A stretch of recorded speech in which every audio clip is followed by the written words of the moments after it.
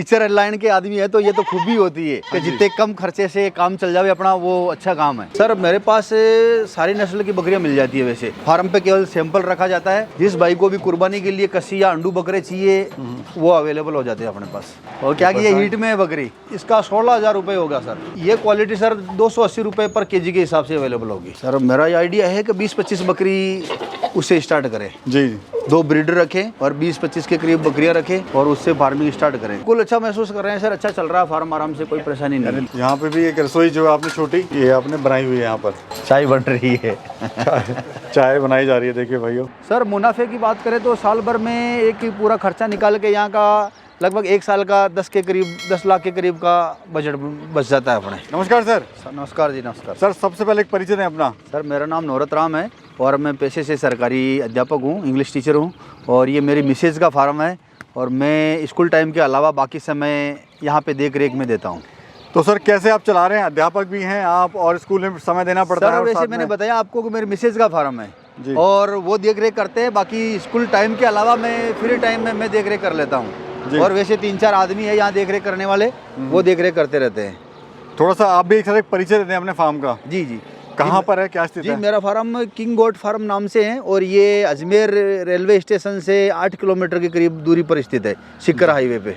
जी sir, farm का tour कराइए sir, एक बार फार्म दिखाइए सर।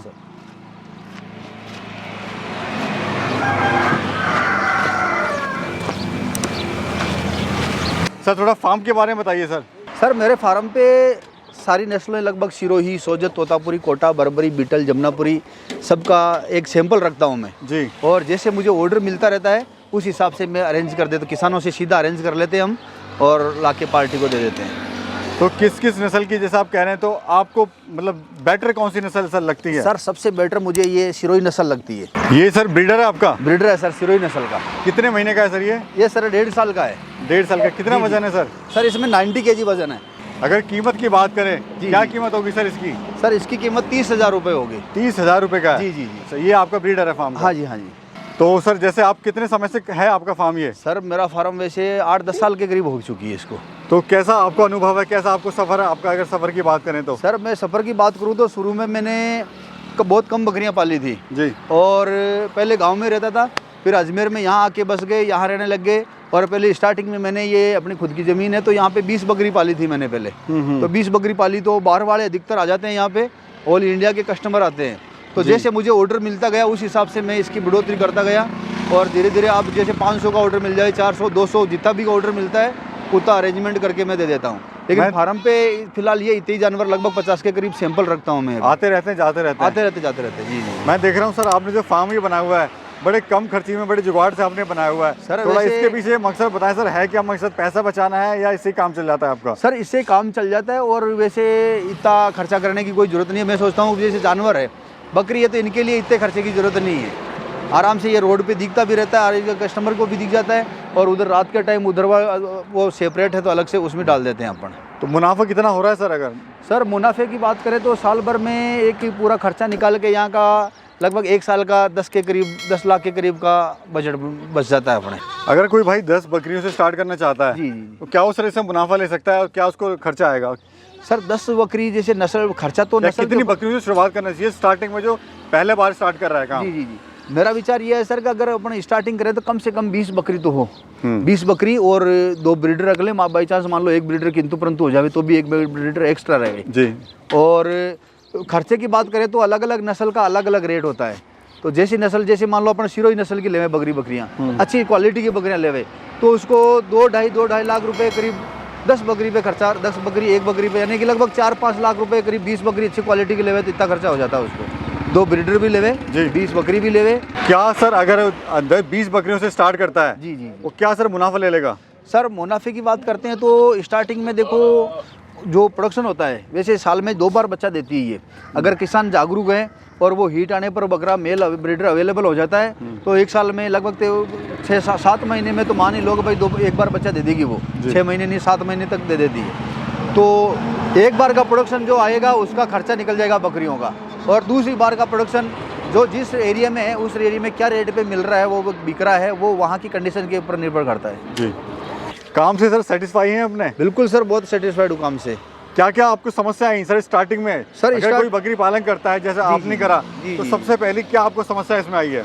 सर सबसे पहले समस्या ये आई कि बीमारी होती है जानवरों में जी। तो अपन जी हाँ बीमारी के अंदर क्या है, कोई कई परेशानी हो जाती है, कौन सी बीमारी आ रही है, क्या है इसका इलाज।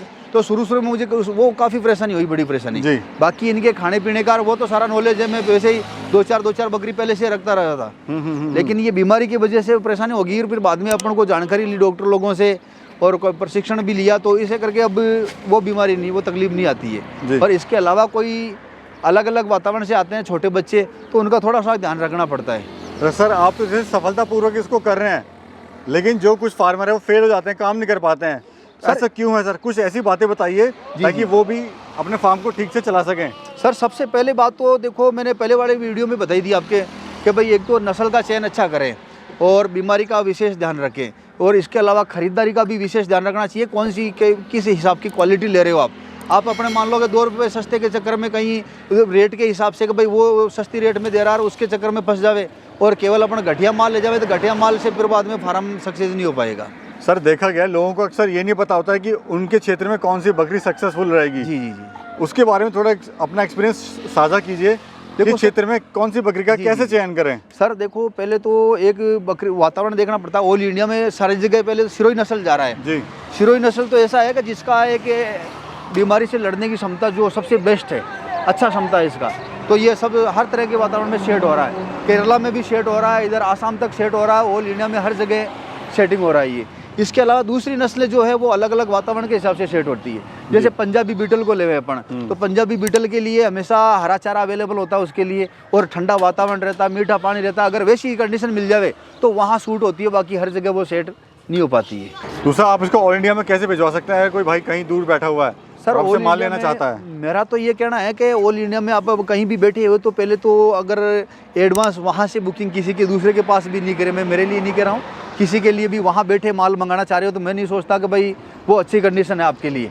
आप खुद आइए यहाँ पे, माल देखिए और उस हिसाब के विश्वास देख के टोकन दीजिए यहाँ के भाई ऐसा माल चाहिए, और यहाँ से माल सेलेक्ट करके ही ले जाइए, वो सबसे उत्तम। अपन वहाँ बैठे मान लो फार्म पे आके सेटिस्फेक्शन करे, संतुष्टि मिले, तब जाके वो बिल्कुल आगे काम करे, अपने काम को बढ़ाए। जी जी जी। तो सर ट्रेनिंग वगैरह इसमें लेनी चाहिए क्या सर?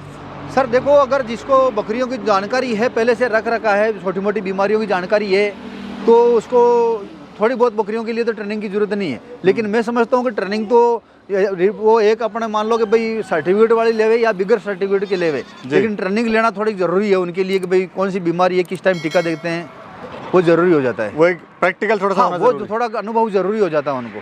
नए युवाओं का आप कैसे सर मदद कर सकते हैं, कैसे उनको सपोर्ट कर सकते हैं अगर कोई आपसे मदद चाहता है तो? नवयुवक जिस एरिया से है और मैं उसकी हेल्प करूंगा कि भाई उस एरिया में कौन सी ब्रीड सेट हो रही है, उस हिसाब से उनको गाइडेंस करूंगा, और कैसा माल ले जाना चाहिए वहाँ पे, और कौन कौन सी बीमारी हो जाती है उनकी मैं जहाँ तक है साधारण जानकारी मैं अवेलेबल करा दूंगा उनको। जी। युवाओं बेरोजगार को आप क्या संदेश देना चाहते हो सर? युवा बेरोजगारों का मेरा यही संदेश है सर कि अगर बेरोजगार है अपन तो अपना इस गोड फार्मिंग से जुड़ के अपना 2 पैसे कमा सकते हैं, अच्छा पैसा कमा लेंगे अपन आराम से। सर मेरा ये कहना है कि भाई नवयुवक है जो गांव छोड़ के शहर जा रहे हैं, और शहर में प्रदूषण वगैरह या फिर भागदौड़ की ज़िंदगी, कम पैसा मिलना, तो मेरा ये कहना है कि भाई अगर आप गांव में रहें और गांव में अगर कृषि पालन या अपनी खेतीबाड़ी के साथ साथ पशुपालन भी करें तो वो बहुत अच्छा मुनाफा इस बकरी पालन से कमा सकते हैं। धन्यवाद सर, आपने बड़ी महत्वपूर्ण जानकारी दी। धन्यवाद सर। धन्यवाद सर। ओके, धन्यवाद सर।